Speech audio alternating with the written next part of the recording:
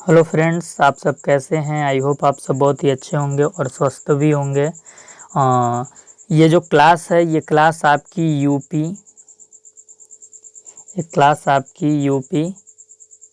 DElEd प्रथम semester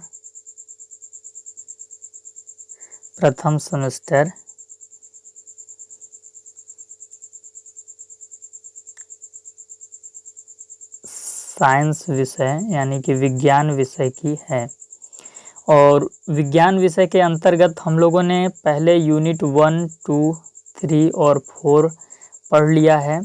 अगर आपने यूनिट 1, 2, 3, 4 से संबंधित क्लासेज नहीं देखी है या इन इकाइयों को आपने नहीं पढ़ा है तो आपको चैनल के प्लेलिस्ट सेक्शन में जाना है। वहाँ पर आपको UP DElEd first semester science online classes के नाम से एक प्लेलिस्ट मिल जाएगी, जिसमें आपको ये सारी क्लासेस देखने को मिल जाएगी। आज के इस पर्टिकुलर क्लास में हम लोग यूनिट 5 यानी कि इकाई 5 को पढ़ने वाले हैं। और इकाई 5 से संबंधित भी कुछ क्लासेस पहले से अपलोड हो चुकी हैं, उन्हें आप एक बार ज़रूर देख लीजिएगा ताकि आज के क्लास को आप अच्छे से समझ सकें। मैं आपको एक बार यहाँ पे बता देता हूँ कि हमने इकाई 5 में पहले से क्या क्या पढ़ लिया है। तो हमने पहले पढ़ लिया है कि गति क्या होता है, गति की परिभाषा हमने पढ़ ली है, गति के प्रकार हमने पढ़ लिए हैं। उसके बाद हमने पढ़ लिया है कि दूरी क्या होता है, डिस्टेंस, विस्थापन क्या होता है, डिस्प्लेसमेंट। चाल के बारे में हमने पढ़ा कि स्पीड क्या होता है। फिर हमने वेग के बारे में पढ़ा कि वेलोसिटी क्या होता है। फिर त्वरण एक्सेलरेशन के बारे में हमने पढ़ा। और हमने गति के जो 3 समीकरण होते हैं उनके बारे में भी पढ़ लिया है। इसी क्रम में आगे बढ़ते हुए आज हम गति के नियम को पढ़ने वाले हैं कि गति के नियम क्या होते हैं। अगर आप सब चैनल पे नए होंगे तो चैनल को प्लीज़ सब्सक्राइब कर लीजिएगा। वीडियो के डिस्क्रिप्शन में आपको टेलीग्राम चैनल का लिंक मिल जाएगा, टेलीग्राम चैनल को ज़रूर ज्वाइन कर लीजिएगा। और साथ ही साथ आपको व्हाट्सएप चैनल का भी लिंक मिल जाएगा, तो आप व्हाट्सएप चैनल को भी ज़रूर ज्वाइन कर लीजिएगा। एग्ज़ाम के समय आपको फ्री पीडीएफ, मॉडल पेपर की पीडीएफ, ये जो फ्री नोट्स हैं, ये सारी चीज़ें आपको टेलीग्राम चैनल पे प्रोवाइड कराई जाएंगी। और जैसे ही आपका एग्ज़ामिनेशन फॉर्म आता है या एग्ज़ाम शेड्यूल आता है, उसकी जानकारी आपको चैनल के माध्यम से मिलेगी, तो चैनल से आप सब ज़रूर जुड़ें। तो देखिए, आज हम लोग पढ़ने वाले हैं गति के नियम, न्यूटन्स लॉ ऑफ मोशन।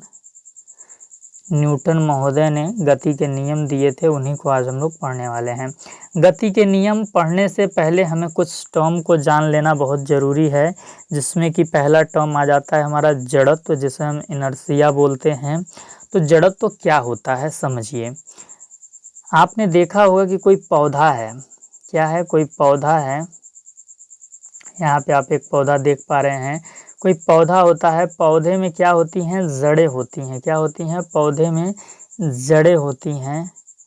और ये जड़ पौधों को किन चीज़ों के लिए मदद पहुंचाती हैं, पौधों को स्थिर रखने में जड़ क्या है, पौधों की मदद करती हैं। तो जड़त्व का भी यही मतलब है कि जो जड़त्व होता है वो अवस्था परिवर्तन का विरोध करता है, ठीक ना। यहाँ पे जैसे लिखा हुआ है, पौधा गमन क्यों नहीं करता है, क्योंकि उनके पास जड़ होता है। पौधा एक स्थान से चल के दूसरे स्थान पे क्यों नहीं आ पाता है, क्योंकि उसके पास जड़ होता है, जो जड़ पौधे को उसी जगह पे बांधे हुए रखता है। तो जड़त्व भी इसी प्रकार का होता है। जड़त्व भी किसी विशेष गुण को बनाए रखने के लिए होता है, अवस्था परिवर्तन का विरोध करता है। चलिए और अच्छे से हम जड़त्व को समझ सकते हैं। जड़त्व, जैसे कोई वस्तु यदि विराम में है तो वो सदैव विराम में ही रहेगी। यदि कोई वस्तु गति में है तो सदैव गति में ही रहेगी। ये जड़त्व का नियम है। तो जो जड़त्व है वो किसी भी वस्तु का वह गुण है जो अवस्था परिवर्तन का विरोध करता है। किसका विरोध करता है, अवस्था परिवर्तन का विरोध करता है। अंतरिक्ष पर जड़त्व पूर्ण तरीके से लागू होता है। पूर्ण तरीके से लागू होता है। अंतरिक्ष में यदि आप एक पेन को फेंक दीजिए तो वो पेन अंततः गति करते हुए चलती जाएगी, क्योंकि अंतरिक्ष पे जड़त्व का गुण पूर्ण रूप से पाया जाता है। पृथ्वी पर जड़त्व लागू नहीं हो पाता है, इसलिए लागू नहीं हो पाता है क्योंकि यहाँ पर विभिन्न प्रकार के बल लगते हैं। वायु के द्वारा बल लगते हैं, घर्षण बल लगते हैं, गुरुत्वाकर्षण बल लगते हैं, जिसके कारण अवस्था परिवर्तन हो जाता है और जड़त्व पूर्णतः लागू नहीं हो पाता है। जड़त्व जो होता है वो द्रव्यमान पर निर्भर करता है। द्रव्यमान को हम यम से प्रदर्शित करते हैं, तो द्रव्यमान अनुक्रमानुपाती जड़त्व होता है। यहाँ पे आप एक चीज़ देख सकते हैं कि ये छोटा सा बालक है तो इसका जड़त्व कम है, क्योंकि इसका द्रव्यमान भी कम है। तो द्रव्यमान कम होगा तो जड़त्व भी कम होगा, और द्रव्यमान ज़्यादा होगा तो जड़त्व भी ज़्यादा होगा। यहाँ पे आप एक मोटू सा व्यक्ति देख पा रहे हैं, तो इसका द्रव्यमान क्या होगा, ज़्यादा होगा, तो इसका जड़त्व भी कितना होगा, ज़्यादा होगा। ये चीज़ आप यहाँ पे समझ सकते हैं। इसके बाद जड़त्व का नियम क्या होता है, लॉ ऑफ इनर्शिया क्या होता है, तो विराम अवस्था की वस्तुएं विराम में ही बनी रहती हैं और गतिमान वस्तुएं गति की अवस्था में उसी वेग से बनी रहती हैं जब तक उस पर बाहरी बल न लगाया जाए। इस नियम को जड़त्व का नियम कहते हैं। कोई वस्तु है वो विराम की अवस्था में ही रहेगी जब तक कि उस पर कोई बाहरी बल न लगाया जाए। कोई वस्तु यदि गतिशील अवस्था में है तो वो तब तक गतिशील अवस्था में ही रहेगी जब तक कि उस पर बाहरी बल न लगाया जाए, तो इसे ही जड़त्व का नियम कहते हैं। ये चीज़ आप समझ सकते हैं। यहाँ पे एक और एग्जाम्पल आपके सामने दिया गया है। यहाँ पे आप देख सकते हैं ये गुब्बारा है, तो गुब्बारा का जड़त्व ज़्यादा होगा, या फिर एक मिट्टी का ढेला यहाँ पे है, इसका जड़त्व ज़्यादा होगा। तो आप सिंपल सा बोलेंगे कि जिसका द्रव्यमान ज़्यादा होगा, जिसका द्रव्यमान ज़्यादा होगा उसी का जड़त्व ज़्यादा होगा। तो गुब्बारा का द्रव्यमान कम होगा, इसलिए इसका जड़त्व क्या होगा, कम होगा।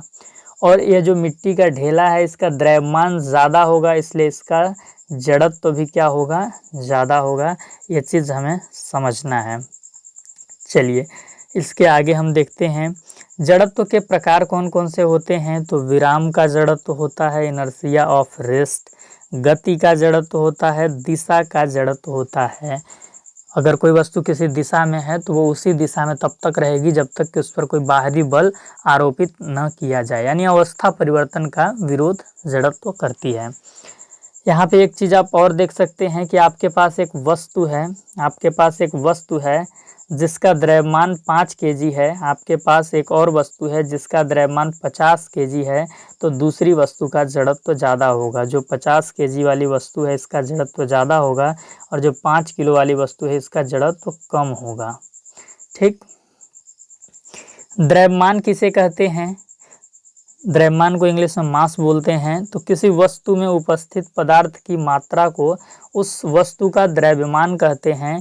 द्रव्यमान को m से लिखा जाता है और इसे ग्राम जी या किलोग्राम केजी में मापा जाता है। द्रव्यमान किसी वस्तु की जड़त्व का माप होता है। इसका मान सदैव नियत रहता है, यानी द्रव्यमान बदलता नहीं है, और जड़त्व मापने के लिए हमें द्रव्यमान को मापना पड़ता है। अगर एग्जाम में आपसे पूछ दे कि जड़त्व और द्रव्यमान में अंतर लिखे तो आप क्या लिखेंगे, जड़त्व किसी वस्तु का गुण या प्रवृत्ति है, द्रव्यमान किसी वस्तु में उपस्थित पदार्थ की मात्रा है। किसी वस्तु के जड़त्व को उसके द्रव्यमान से मापा जा सकता है, जबकि द्रव्यमान स्वयं से ही मापा जाने वाला राशि है। इसके बाद हम भार टर्म को जानेंगे कि भार टर्म क्या होता है। भार को इंग्लिश में वेट बोलते हैं। तो किसी वस्तु पर पृथ्वी जितना बल आरोपित करती है वही कहलाता है भार। यहाँ पे आप देख सकते हैं एक डायग्राम हमने बनाया है, ये हमारी क्या है, ये हमारी पृथ्वी है, और यहाँ पे एक छोटू सा बालक हमने बनाया है। तो पृथ्वी जो बल आरोपित कर रही है इस व्यक्ति पे, वही क्या कहलाता है, भार कहलाता है। किसी वस्तु पर पृथ्वी जितना बल आरोपित करती है वही कहलाता है भार। यहाँ पे आप देख सकते हैं कि गिलास है, तो गिलास का भार क्या होगा, कम होगा, क्योंकि पृथ्वी द्वारा इस पर आरोपित बल भी कम होगा। और यहाँ पे एक मोटू सा व्यक्ति है जिसका भार ज़्यादा होगा, क्योंकि पृथ्वी द्वारा इस पे ज़्यादा बल आरोपित किया जाएगा।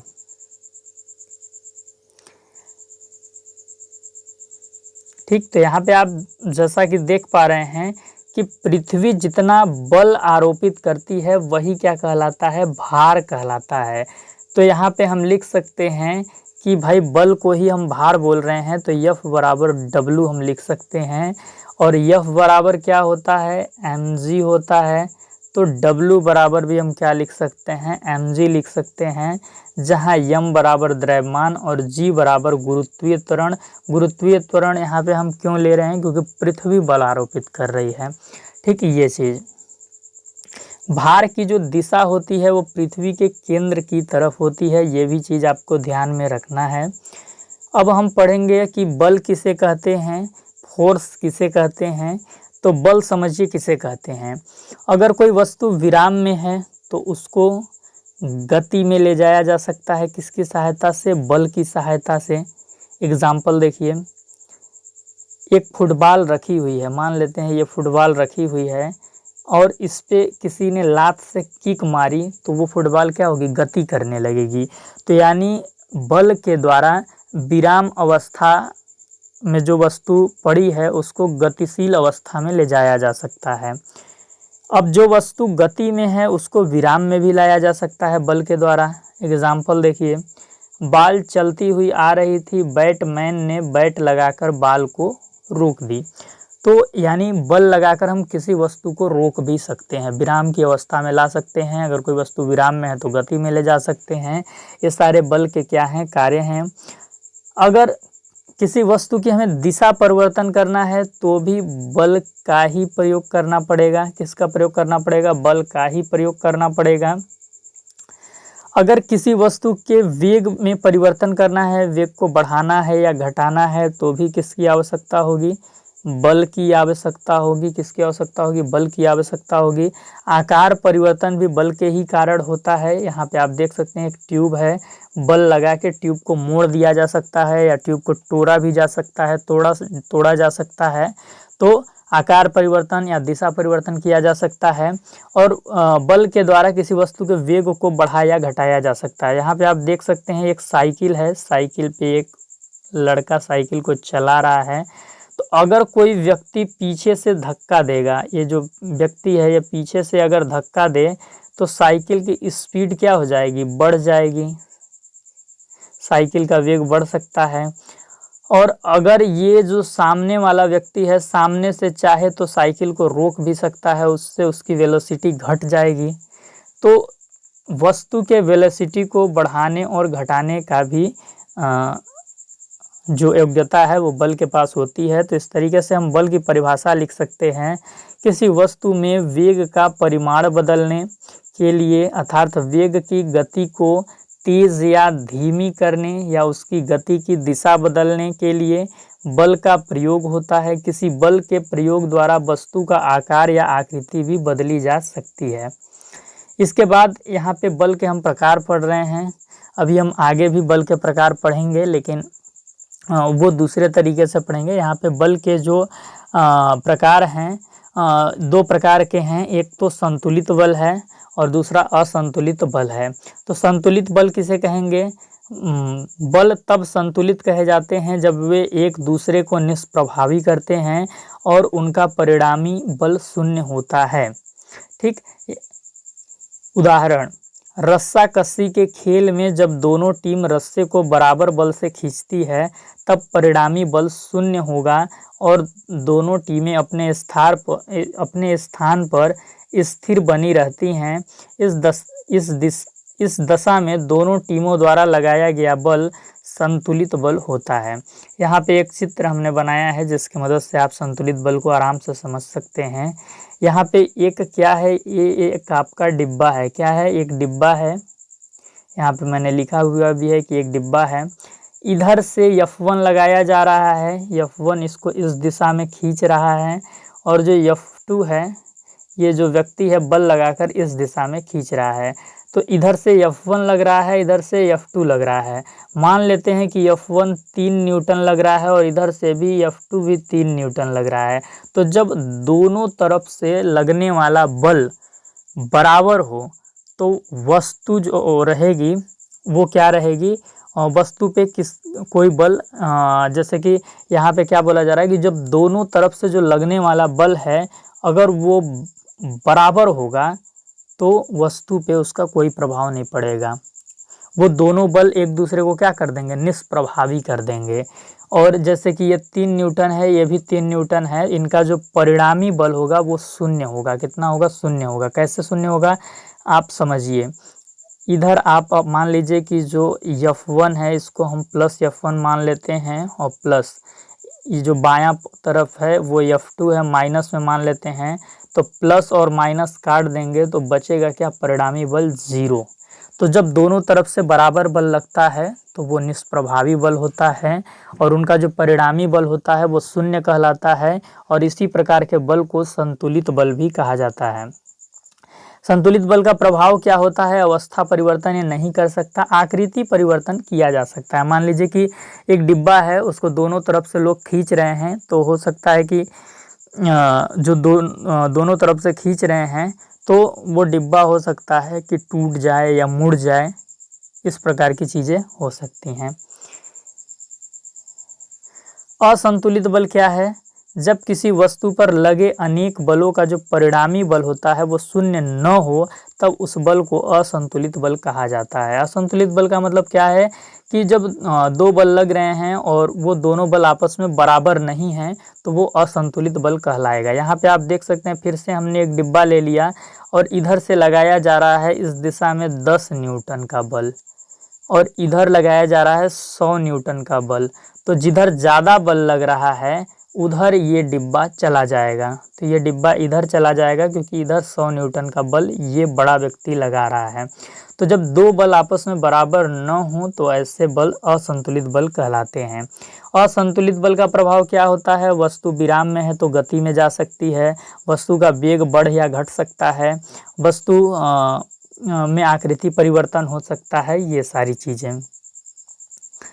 तो ये सारी चीज़ें हमने आज पढ़ ली। हमने क्या क्या पढ़ा कि जड़त्व क्या होता है। जड़त्व को हमने देखा कि अवस्था परिवर्तन का ये विरोध करता है और जब तक कोई बाहरी बल उस पर आरोपित न हो तब तक क्या होता है, अवस्था परिवर्तन नहीं होता है। ये जड़त्व के अंतर्गत हमने पढ़ा।